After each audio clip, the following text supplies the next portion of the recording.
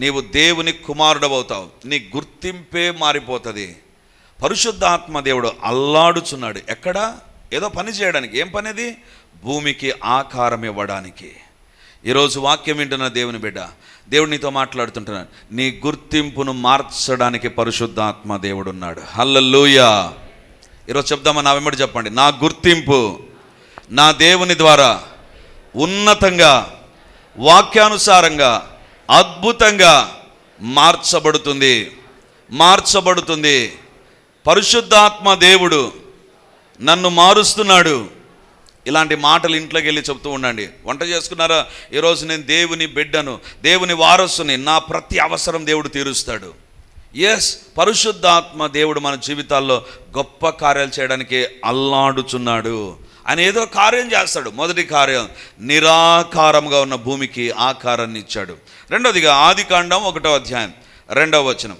భూమి నిరాకారముగాను శూన్యముగాను ఉండెను, చీకటి అగాధ జలములపైన కమ్మి ఉండెను, దేవుని ఆత్మ జలములపైన అల్లాడుచుండెను. మొదటిగా భూమి నిరాకారముగా ఉంది కాబట్టి ఆత్మదేవుడు అల్లాడుచున్నాడు. రెండవదిగా భూమి ఏ రకంగా ఉందంట? శూన్యముగా ఉందంట. ఆకారాన్ని తీసుకొని వచ్చిన తర్వాత భూమిని చూస్తే భూమి ఏముందంట? ఏమీ లేనటువంటి భూమిగా ఉంది. దేవుని బిడలారా, పేరుకు మాత్రం భూమిగా ఉంది కానీ భూమిలో ఏమీ లేవు. పేరుకు మాత్రం భూమిగా ఉంది కానీ భూమిలో ఏమీ లేవు. భూమిని రౌండ్గా చేశారు, ఒక షేప్ వచ్చింది భూమికి.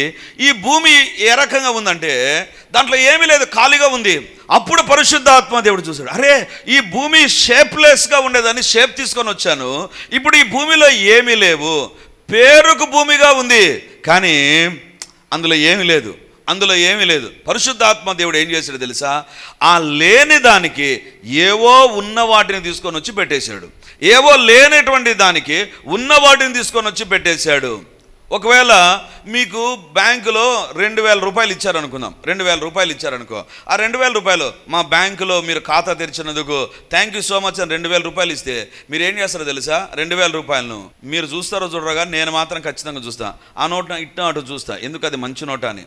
ఒకవేళ ఒక సైడే ప్రింట్ అయింది అనుకో, ఒక సైడే, దానిపైన అంతా ఉంది, 2000 అని ఉంది, ముద్ర ఉంది, అన్నీ ఉన్నాయి, సిగ్నేచర్ ఉంది, అంతా ఉంది, 2000 రూపాయల నోటు. ఒక్క సైడ్ ప్రింట్ అయింది, ఇంకో సైడ్ ప్రింట్ కాలేదనుకుందాం.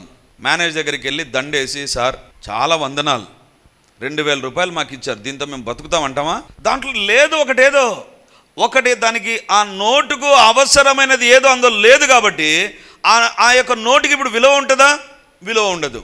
అంటే ఏదైతే కరెన్సీ మీద ఉండాలనో అది ఖచ్చితంగా కరెన్సీ మీద ఉంటేనే అప్పుడే దానికి విలువ ఉంటుంది, లేకపోతే విలువ ఉండదు. ఈ దినాన భూలోకంలోనే భూమికి విలువ. ఇంకా ఒకవేళ వేరే గ్రహానికి వెళ్ళామనుకో, అక్కడ లేదు విలువ. ఎందుకు తెలుసా? ఒకటి, ఆ గ్రహంలో మనిషి జీవించడానికి ఏమీ లేవు. ఈరోజు భూమిలో ఆక్సిజన్ ఉందంటే దేవునికి స్తోత్రం.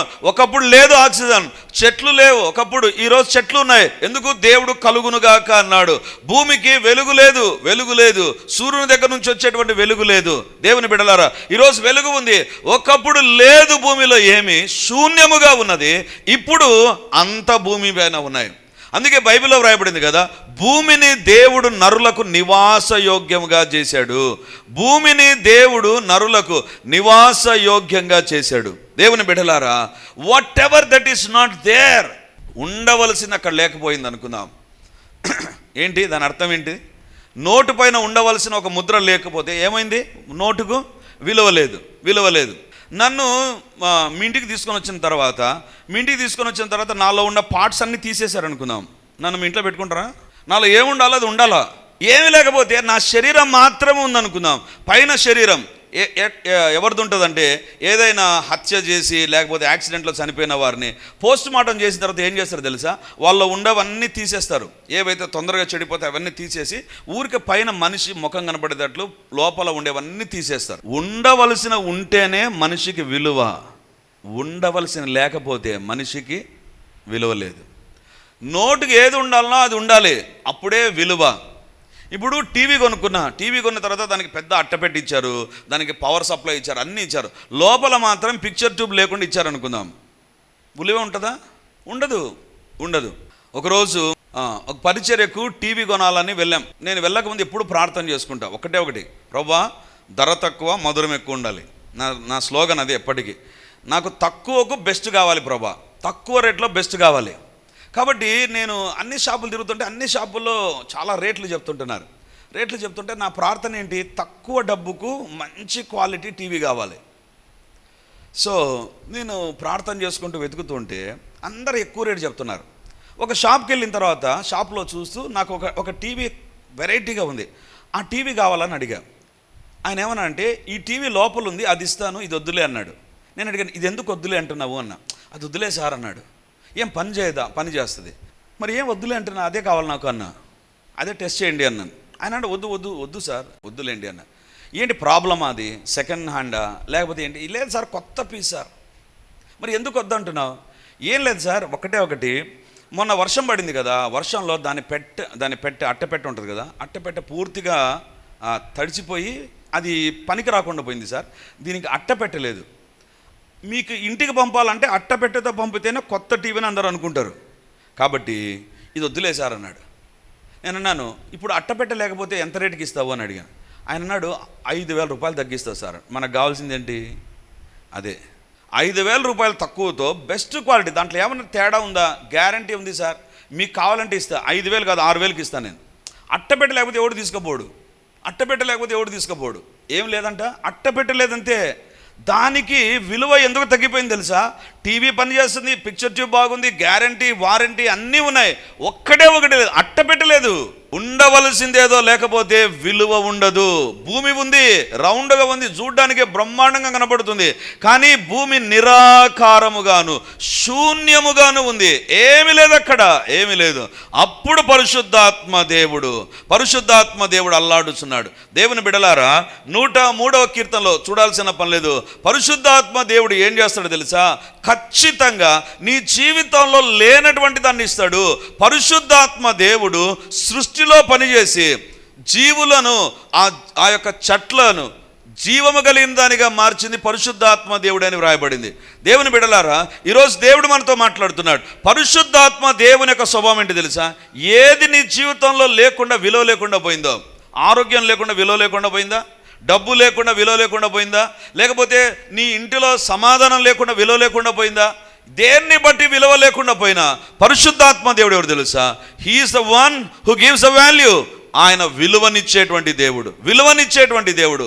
అందుకే బైబిల్లో ఒక మాట చూపిస్తాను. తిమోతికి రాసిన మొదటి పత్రిక 1వ అధ్యాయం 12వ వచనం. పూర్వం దూషకుడను హింసకరుడను హానికరుడనైన నన్ను తన పరిచర్యకు నియమించి నమ్మకమైన వానిగా ఎంచినందుకు. పూర్వము దూషకుడను హింసకుడను హానికరుడైన నన్ను తన పరిచర్యకు నియమించి నమ్మకమైన వానిగా ఎంచినందుకు. అసలు పౌలు ఎవరు? సౌలుగా ఉన్నప్పుడు అంటే దూషకుడు, హింసకుడు, హానికరుడు. ఎప్పుడైతే పరిశుద్ధాత్మ చేత అననీయ ద్వారా అభిషేకించబడ్డాడో, అపోస్తల కార్యం 9:17లో పరిశుద్ధాత్మ దేవుడు సౌలు పైకి దిగి వచ్చాడు, పౌలుగా మార్చాడు. అననీయ ప్రార్థన చేసినప్పుడు అపోస్తల కార్యం 9:17 పరిశుద్ధాత్మ చేత నింపబడిన తర్వాత పౌలు ఎవరు తెలుసా? ఇప్పుడు దూషకుడు కాదు, హింసకుడు కాదు, హానికరుడు కాదు, పరిచర్యలో నమ్మకమైన వాడుగా మారిపోయాడు. హల్లెలూయా. ఇంతకుముందు ఏమునింది? దూషకుడు. ఇంతకుముందు ఎవరు? హాని చేసే వ్యక్తి. ఇంతకుముందు ఎవరు? హింసించే వ్యక్తి. కానీ ఇప్పుడు అతనిలో లేనటువంటిది ఒకటి వచ్చింది, పరిచర్యకు దేవుడు నియమించాడు. దేవుని బిడ్డలారా, పౌలు పరిచర్య ఏ రకమైన పరిచర్య అండి? పరిచర్యలో పౌలు పాటలు పాడుతూ చెరసాల తలుపులు అదరగొట్టాడు. అది పౌలు యొక్క పరిచర్య. పౌలా, నువ్వు ఎలాంటి పరిచర్య చేస్తున్నావు? నేను ఎక్కడికి వెళ్ళినా సువార్త ప్రకటిస్తూ ఉంటానా. సువార్థికుడు, పాఠకుడు, సువార్థికుడు, సంఘ స్థాపకుడు. ఉత్తరాలు రాస్తే అది బైబిల్గా మార్చబడింది. ఎందుకు? లేనివన్నీ వచ్చేసాయి. పౌలు జీవితంలో లేవివన్నీ. పౌలు జీవితంలో ఉండేవి ఏం తెలుసా? హింసకుడు, హానికరుడు, దూషకుడు. ఈ మూడే ఉండింది. ఇప్పుడు పాటలు పాడతాడు, వాక్యం అందిస్తాడు, పౌలు ద్వారా అద్భుతాలు జరుగుతాయి, పౌలు ద్వారా సంఘాలు స్థాపించబడతాయి, పౌలు ద్వారా ఉత్తరాలు. ఏంటి కారణం? వెరీ సింపుల్ రీజన్, పరిశుద్ధాత్మ చేత నింపబడ్డాడు. ఈరోజు నీ జీవితంలో విలువ లేదా? ఒకటి, పరిశుద్ధాత్మ దేవా నా గృహంలో పనిచేయి, నా ఇంటిలో పని చేయి, నా బిడ్డ పైన పని చేయి, నా యొక్క శరీరం పైన పని చేయి. Wear ever I'm not having a value, give me value lord. ఎక్కడ నాకు విలువ లేదో విలువనివ్వు ప్రభువా. దేవుని బిడ్డలారా, నీ దేవుడు ఎవరు తెలుసా? నీకు విలువనిచ్చే దేవుడు, నీకు విలువనిచ్చే దేవుడు. భూమి నిరాకారంగా ఉంటే అసలు విలువ ఉండేదే కాదు. అసలు మనం ఉండలేం భూలోకంలో. చంద్రమండలంకి వెళ్ళాలంటే ఆక్సిజన్ పెట్టుకొని వెళ్ళాలి. భూలోకంలో ఉంటే ఏం అవసరం లే, మనిషిగా బ్రహ్మాండంగా కూర్చుంటాం. ఎందుకు? Oxygen we are having here. కానీ అదే చంద్రమండలానికి అయితే ఎందుకు? ఒకానొక రోజు భూమిని నింపాడు దేవుడు. పరిశుద్ధాత్మ దేవుడు జలముల పైన అల్లాడి లేనటువంటి దాని విలువనిచ్చి భూమి, ఈరోజు భూమిని ఎంత కొంటాం? ఎందుకు? చంద్రమండలంలో కొనమంటే ఏమంటాం మనం? ఒకప్పుడు చంద్రుని గురించి కవిత్వాలు భలే ఉండేవి కదా. చంద్రుని చూస్తుండగానే చంద్రుడు ఒక దేవుడు, చంద్రుడు అద్ది ఇది అని ఏదేదో చెప్పేవాళ్ళు. చంద్రుని పైకి దిగిపోయిన తర్వాత ఏమి లేదా తూచ్. అదే భూలోకంలో కోట్ల విలువ పలుకుతుంది. భూలోకంలో కొన్ని స్థలాల్లో కోట్ల రూపాయల విలువ. ఎందుకు తెలుసా? ఒకప్పుడు విలువ లేదు భూమికి, పరిశుద్ధాత్మ దేవుడు వచ్చాడు, విలువ వచ్చింది. ఈరోజు నీ జీవితానికి ఒక విలువ లేదా? అంటే విలువ అంటే మళ్ళీ కొంతమంది అనుకుంటారు, అబ్బా బ్రదర్ ఈరోజు చెప్పినాడు, ఈరోజు నుంచి మా కొడుకుకు 6 లక్షల కట్నం ఇప్పించుకోవాలా, నా కుమానికి విలువ ఉంది. కట్నం గురించి విలువ గురించి కాదు నేను చెప్పేది. నీ జీవితంలో ప్రజల ఎదుట, ప్రభు ఎదుట విలువ కలిగిన వ్యక్తిగా నువ్వు మార్చబడాలి. హల్లెలూయా, హల్లెలూయా. దేవుని బిడ్డలారా, ఈరోజు దేవుడు మనతో మాట్లాడుతున్నాడు. పరిశుద్ధాత్మ దేవుడు అల్లాడుచున్నాడు అంటే అర్థం ఏంటి తెలుసా? ఏదో కార్యం చేస్తాడు. ఏం కార్యం? భూమికి ఆకారం ఇచ్చాడు, భూమి యొక్క ఖాళీతనాన్ని నింపేశాడు. 3వ భాగాన్ని చూపించి నేను ముగిస్తాను. ఆదికాండం 1వ అధ్యాయం 2వ వచనం. భూమి నిరాకారముగాను శూన్యముగాను ఉండెను, చీకటి అగాధ జలములపైన కమ్మి ఉండెను, దేవుని ఆత్మ జలములపైన అల్లాడుచుండెను. చీకటి అగాధ జలములపైన కమ్మి ఉండెను. 3వదిగా ఏముందంటే అక్కడ భూమి నిరాకారం, భూమి శూన్యం. 3వదిగా పరిశుద్ధాత్మ దేవుడు ఎందుకు అల్లాడుచున్నాడు అక్కడంటే, చీకటి అగాధ జలముల పైన కమ్మి ఉంది. చీకటిని తొలగించడానికి ఎవరైనా ఉంటారా? ఎవరు ఉండరు. ఎందుకు తెలుసా? చీకటి కావాలంటే వెలుగు ఉండాలి. వెలుగు లేకపోతే చీకటి ఎప్పటికీ ఉంటుంది. ఇక్కడ లైట్లు ఆఫ్ చేసామనుకో చీకటి వచ్చేస్తుంది. Wherever absence of light is there is a darkness. ఎక్కడ వెలుగు ఉండదో అక్కడ చీకటి ఉంటుంది. ఇప్పుడు చీకటి అగాధ జలముల పైన కమ్మి ఉంది. జలాలు చూస్తే జలాలు కనపడాల, చిమ్మ చీకటి అక్కడ కనపడుతుంది. చీకటి దేన్ని సూచిస్తుందండి? ఇప్పుడు లైట్ పోయిందనుకో, కరెంట్ పోయిందనుకో ఏమవుతుంది?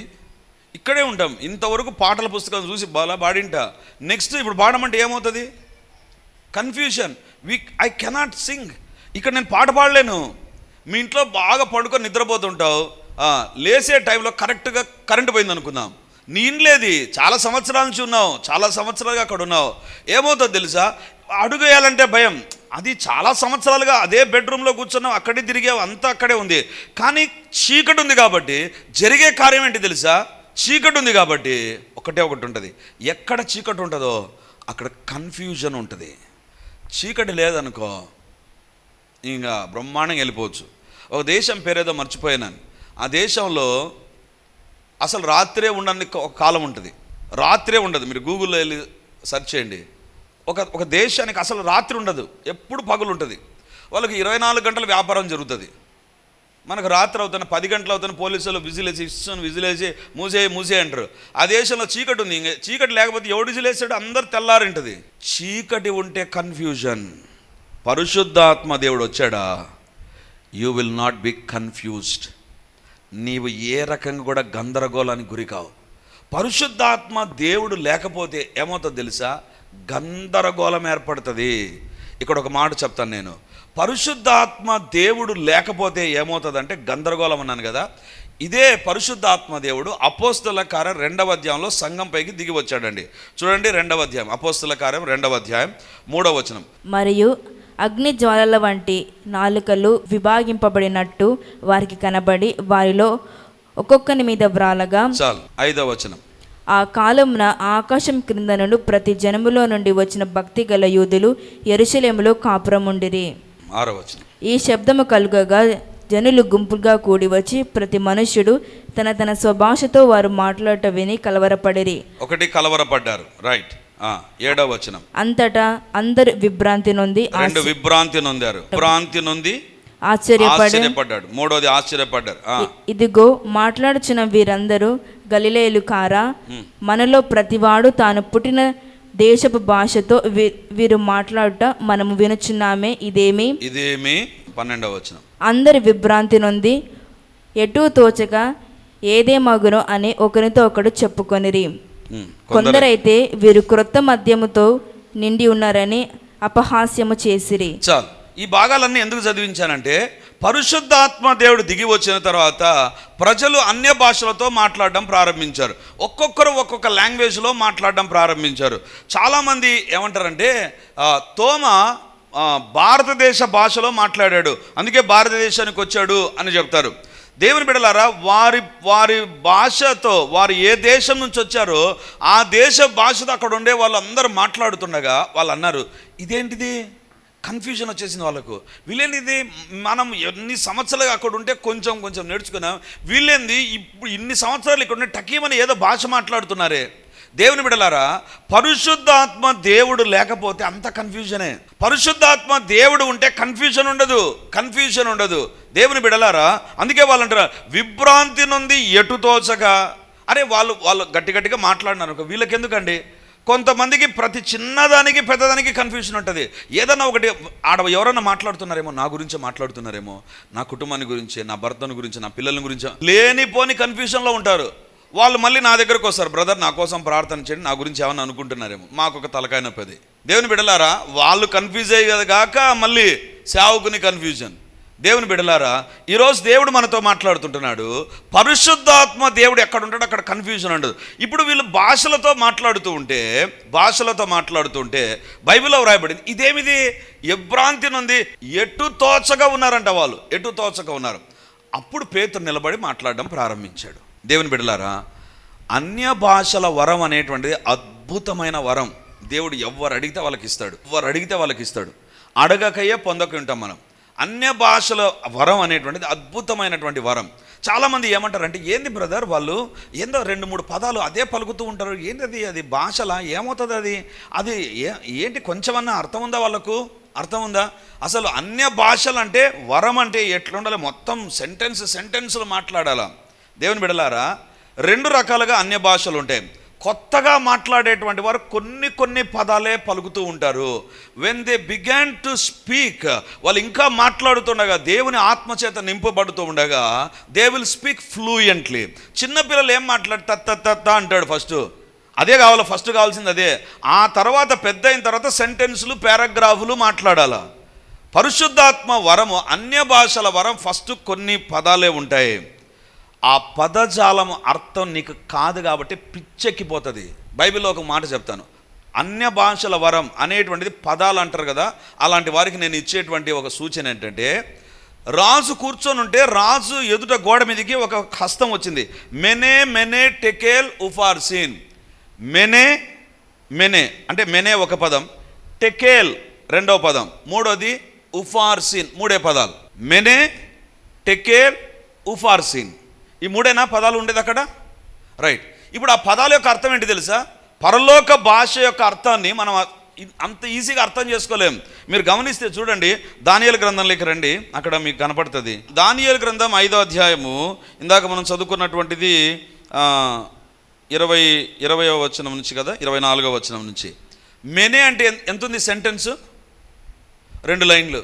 టెకేల్ అంటే 2 లైన్లు. ఉఫార్సీన్ అంటే 2 లైన్లు. పదం ఒక్కటే, కానీ మీనింగ్ ఎంత ఉంది తెలుసా? 2 లైన్లు ఉంది. అన్య భాషల వరం అంటే పదం ఒక్కటే ఉంటుంది, కానీ మీనింగ్ చాలా ఎక్కువగా ఉంటుంది. అది పరలోక భాష యొక్క, అన్య భాష యొక్క పవర్ అండి. దేవుని బిడ్డలారా, ఎందుకు నేను చెప్తున్నా అంటే, ఇవంతా ఒకటి నా పాయింట్ దగ్గరకు వస్తున్నాను. చీకటి ఎక్కడ ఉంటుందో అక్కడ కన్ఫ్యూజన్ ఉంటుంది. పరిశుద్ధాత్మ దేవుడు ఎక్కడ ఉంటాడో అక్కడ కన్ఫ్యూజన్ ఉండదు. If you can understand the things. అందుకే భాషలతో మాట్లాడాడు. వెంటనే పేతురు నిలబడి వాక్యాన్ని అందించాడు. ఏంటి వాక్యం తెలుసా? ఇంతవరకు వాళ్ళు మాట్లాడిన భాషకు అర్థమే, నేను అనుకుంటాను, దృఢంగా నమ్ముతాను, పేతురు సందేశం ఇచ్చేశాడు. పేతురు సందేశం ఇచ్చాడు.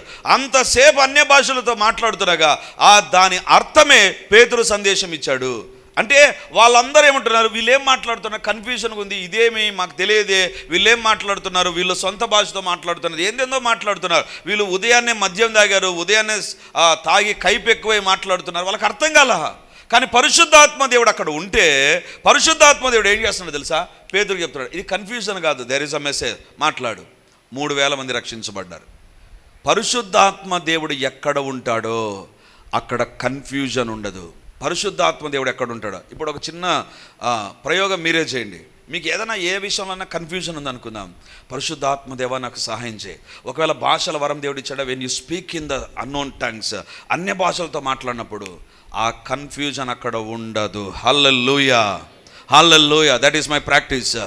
ఎప్పుడైతే కన్ఫ్యూజన్లో వస్తాం, ఏం చేయాలని అర్థం కాదు, ఎలా పోవాలని అర్థం కాదు, ఎవరిని కలవాలని అర్థం కాదు, ఏం చేయాలని అర్థం కాదు, అట్ దట్ టైం పరిశుద్ధాత్మదేవుని ఆహ్వానించండి. పరిశుద్ధాత్మదేవుడు ఈజీ వేలో మనల్ని నడిపించడం ప్రారంభిస్తాడు. ఎటు తోచగా ఉన్నారంట వాళ్ళకి ఏం తెలియదు, జనాలు కుప్పలు కుప్పలుగా ఉన్నారు, ఒక్కరికి చేత కాలేదు. కానీ ఒక్క పేతురు నిలబడ్డాడు, మొత్తం క్లియర్ చేసి పడేశాడు. ఎందుకు తెలుసా? He was filled with the Holy Spirit. పరిశుద్ధాత్మ దేవుడు ఎక్కడ ఉంటాడో అక్కడ చీకటి, కన్ఫ్యూజన్ ఉండదు. పరిశుద్ధాత్మ దేవుడు గొప్ప కార్యాలు చేస్తాడు. అందుకే బైబిల్లో వ్రాయబడింది, ఆత్మ జలముల పైన అల్లాడుచుండెను. పరిశుద్ధాత్మ దేవుడు పనిచేశాడా నీ జీవితంలో? మొదటి ఆశీర్వాదం ఏంటి తెలుసా? ఆయన నిరాకారాన్ని తొలగిస్తాడు, ఒక గుర్తింపునిస్తాడు. రెండవదిగా నీ జీవితంలో ఖచ్చితంగా పరిశుద్ధాత్మ దేవుడు చేసేది, ఖాళీతనం ఉంటే దాన్ని నింపుతాడు, అంటే విలువనిస్తాడు. ఖాళీగా ఉండేటువంటి పరిస్థితి ఉండదు, విలువ చేత నింపబడతాం. మూడవదిగా నీ జీవితంలో you will not be confused or you will not be bothered about different things. ఆయా విషయాల పట్ల నీకు కన్ఫ్యూజన్ ఉండదు. ఈరోజు దేవుడు మనతో మాట్లాడుతుండగా 3 పదాలు రాశాడు అక్కడ. పరలోక భాష మెనే టెకేల్ ఉఫార్సిన్, ఫినిష్. రాజుకు అవసరమైన మొత్తం సందేశం దానియేలు చెప్పడం ప్రారంభించాడు. ఈరోజు దేవుడు మనతో మాట్లాడుతుండగా మన జీవితాలను పరీక్షించుకుంటూ దేవుని ఆత్మ కోసం ప్రార్థన చేద్దాం. కళ్ళు మూసుకొని ఒకటి, దేవా నన్ను నీ ఆత్మతో నింపు ప్రభా, పరిశుద్ధాత్మ శక్తితో నన్ను నింపు ప్రభా అని ప్రభు వైపు చూద్దాం. దేవుని ఎదుట ప్రార్థన చేద్దాం. హల్లెలూయా, హల్లెలూయా, హల్లెలూయా, హల్లెలూయా. ప్రతి ఒక్కరు కళ్ళు మూసుకొని అటు ఇటు చూడవద్దు, దేవుని ఆత్మను దుఃఖ పెట్టవద్దు. దేవుని సేవకునిగా ఏది చెప్తానో దాన్ని విని విధేయత చూపేవారే పరిశుద్ధాత్మ దేవుని సంతోష పెట్టేటువంటి వారు. Otherwise if you are open your eyes, if you don't agree in a prayer, you are dishonouring God. దేవుని నువ్వు అగౌరవపరుస్తుంటున్నావు. ప్రార్థన సమయంలో ప్రార్థన చేద్దాం. హల్లెలూయా, హల్లెలూయా, హల్లెలూయా. ప్రతి ఒక్కరం ప్రార్థన చేద్దాం. ఎవరు మౌనంగా ఉండవద్దు. హల్లెలూయా. ప్రతి ఒక్కరు కూడా ఏకీభవించండి. Don't be silent. ఈ యొక్క ఉదయ కాలాన ఈ సందేశం మన జీవితాల్లో నెరవేర్చబడాలి, మన కుటుంబాల్లో నెరవేర్చబడాలి. అల్లాడుచున్న ఆత్మ దేవుడు మన మధ్య దర్శించబోతున్నాడు. హల్లెలూయా. Don't restrict yourself. పరిశుద్ధాత్మ దేవుడు నా పైకి వస్తే నాకు ఏమవుతుందో, నేను కింద పడిపోతున్నా, ఏం జరుగుతుందో అవన్నీ మర్చిపో. నీకు పరిశుద్ధాత్మ దేవుడు నిన్ను తాకాలి, నీ ఇంటిని దర్శించాలి. అది అవసరమైతే ప్రార్థన చేయి. Otherwise don't disturb the work of the Holy Spirit. పరిశుద్ధాత్మ పరిచరణ అడ్డగించవద్దు. హల్లెలూయా, హల్లెలూయా. గొప్ప దేవానికి వందనాలు. దేవుని యొక్క ఆత్మ మన మధ్య దిగి తన కార్యాలు జరిగించబోతున్నాడు. అడిగేవారు ఖచ్చితంగా పొందుకుంటారు. నమ్ముట నీ వలనైతే పరిశుద్ధాత్మని ఎంతో నిశ్చయముగా దయచేస్తాడు. రక్షించబడినప్పుడు వచ్చింది సంచకరువు, అది అడ్వాన్సే. నింపబడాలి నువ్వు ఆత్మ చేత. హల్లెలూయా. కళ్ళు మూసుకొని భయభక్తులతో వినయంతో దేవుని అడుగు. దేవా, ఇంతవరకు పరిశుద్ధాత్మని గురించి తప్పుడు అభిప్రాయాలు నాకుంటే నేను వదిలిపెడతాను ప్రభువా. నీ ఆత్మ నా పైన అల్లాడాలి ప్రభువా.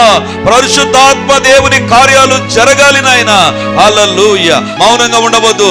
You are going to receive the touch of the almighty God. దేవుని యొక్క తాకిడిని అనుభవించ అనుభవించబోతున్నావు. In the name of Jesus ప్రార్థన ప్రారంభిస్తున్నారు. పరిశుద్ధాత్మ దేవుడు తన కార్యాలు జరిగించబోతున్నాడు. హల్లెలూయా. శక్తి కలిగిన దేవా, పరిశుద్ధాత్మ దేవానికి వందనాలు. మహిమ కలిగినటువంటి దేవానికి స్తోత్రాలు. అద్వితీయ సత్య దేవానికి వందనాలు. వందనాలు చెల్లిస్తున్నాం ప్రభా. తండ్రి, ఎవరు ఏ పాపం చేసి ఇక్కడికి వచ్చినా, ఎవరు నీకు వ్యతిరేకమైన కార్యాలు చేసి వచ్చినా, నీ రక్తము ప్రతి పాపమును తండ్రి కడిగివేయునుగాక, కడిగివేయునుగాక, కడిగివేయునుగాక, కడిగివేయునుగాక.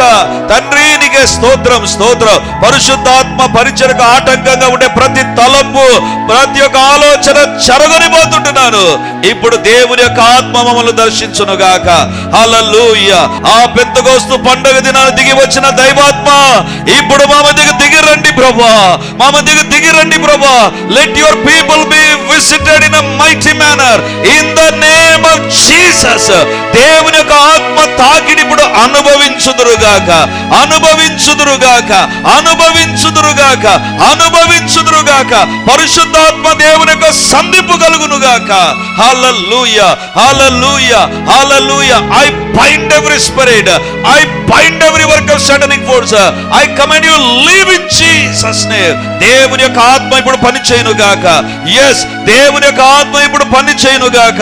ఆదికాండ 1వ అధ్యాయం 2వ వచనంలో పని చేసిన ఆత్మదేవా ఇప్పుడు పని చేయండి ప్రభువా. In the name of Jesus ఆత్మ దేవుని యొక్క కార్యములు జరుగునుగాక. Happen in the name of Jesus. శరీరాలు తాకబడునుగాక, ఆత్మలో ఉజ్జీవం కలుగునుగాక, ఆత్మలో ఒక తట్టి లేపబడుదురుగాక. వారి జీవితాలు దేవుని శక్తి ద్వారా తాకబడి మార్చబడునుగాక. In the name of Jesus, in the mighty name of Jesus, let things be changed in the name of Jesus. దేవా, మీ కార్యాలు జరిగించండి. హల్లెలూయా. గొప్ప దేవాని ఆత్మ దిగి వస్తున్నగా వందనాలు. మీరు అభిషేకిస్తున్న నీ బిడ్డలు బట్టి వందనాలు. తాగుచున్న నీ బిడ్డలు బట్టి వందనాలు. వారి కళ్ళు తెరవబడునుగాక, వారి నోరు సడలునుగాక. In the name of Jesus పరిశుద్ధాత్మ దేవుని సంధింపు ఇప్పుడు అనుభవించుదుముగాక. యేసు నామమందు తన అడుగు వారికి పరిశుద్ధాత్మని ఎంతో నిశ్చయముగా దయచేస్తున్నాను. ఇప్పుడు నిశ్చయమైనటువంటి ఆ వాగ్దానం నెరవేర్చబడునుగాక. Receive the touch of the Holy Spirit. Receive the touch of the Holy Spirit. Receive the touch of the Holy Spirit right now. Those who are watching live TV live కార్యక్రమాన్ని చూస్తూ ఏకీవిస్తున్న వారిపైకి నా దేవుని యొక్క ఆత్మ ఇప్పుడు తాకునుగాక. And let them be touched and let their lives be transformed in the name of Jesus. వారి జీవితాలు రూపాంతరపరచబడునుగాక. In the name of Jesus, in the mighty name of Jesus, let every work of satanic forces be cancelled right now, cancelled right now. మీ కార్యాలు జరుగునుగాక. హల్లెలూయా. ఎవరి శరీరంలో అనారోగ్యం ఉందో ఇప్పుడు దేవుని యొక్క ఆత్మ దిగి వచ్చి పని చేయునుగాక. Be healed, be healed, be healed, be healed in the name of Jesus. Be healed in the name of Jesus. ఈ వారంలో జరగవలసిన అద్భుతాలన్నీ జరుగునుగాక. ఉద్యోగాల్లో, చదువుల్లో, తండ్రి వ్యాపారాల్లో యేసు నామమందు పరిశుద్ధాత్మ కార్యములు జరుగునుగాక. మీకే స్తోత్రాలు చెల్లిస్తూ థ్యాంక్ యూ లార్డ్. పరిశుద్ధాత్మ దేవానికి వందనాలు చెల్లిస్తూ యేసు నామమందు అడుగుచున్నాను తండ్రి. ఆమేన్, ఆమేన్. Praise the Lord. యేసుక్రీస్తు పరిశుద్ధ నామమందు మీ ఒక్కొక్కరికి మా వందనాలు తెలియజేస్తుంటున్నాను.